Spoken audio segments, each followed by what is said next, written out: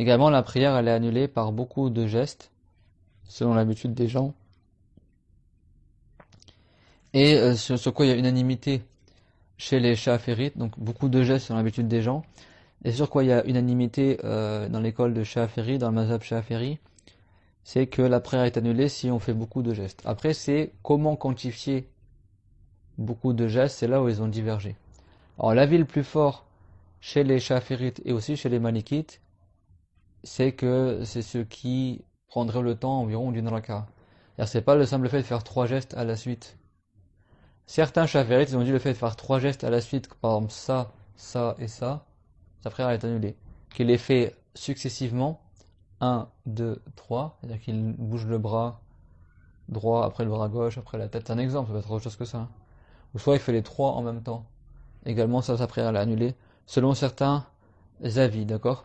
Mais l'avis qui est le plus fort au niveau des arguments religieux, au niveau des textes, tout ça, c'est le fait de faire beaucoup de mouvements, mais qui dureraient le temps d'une raka. C'est-à-dire des mouvements à la suite. C'est pas que tu rassembles tous les mouvements que tu as fait dans la prière, et si ça correspond à la durée d'une raka, ça annule la prière. C'est pas ça. C'est quelqu'un, il bouge tout le temps, durant le temps d'une raka.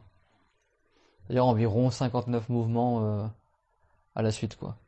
Ça, c'est l'avis le plus fort chez les Sha'aférites et chez les Malikites, comme quoi ça annule la prière. Et donc c'est rapporté par Ahmad ibn Hanbal, radiyallahu anhu, que le prophète alayhi salam, il faisait la prière chez lui une fois, et il y a Raïcha qui a voulu rentrer, et le prophète alayhi salam, il a voulu ouvrir la porte à Raïcha, il était en train de prier. Donc il a avancé, il a fait un pas, il a ouvert la porte, et après il est revenu, alors qu'il était en train de prier. Et ça montre que de manière apparente, il a fait plus que trois gestes en général pour faire ça. Donc les hadiths et d'autres hadiths également, ils prouvent que de manière apparente, le prophète alayhi salam, il lui est déjà arrivé de faire plus que trois gestes à la suite dans sa prière. Et bien sûr, si ça annulait la prière, le prophète ne l'aurait pas fait.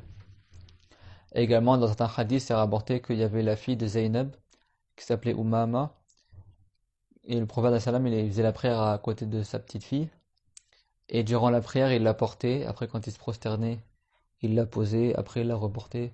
Ça également, c'est dans les hadiths sahih, et donc là également, ça prouve au sens apparent du hadith, selon ce qui est apparent dans le hadith, que le prophète alayhi salam, il faisait plus que trois gestes à la suite. C'est pour ça que même si l'avis qui est connu dans l'école chaférite, c'est que c'est trois gestes à la suite, l'avis le plus fort vis-à-vis des textes, comme chez les malikites également, c'est que de faire des gestes successifs le temps d'une raka'a, et pas uniquement trois gestes à la suite, parce que les hadiths, leur sens apparent, ils prouvent cela.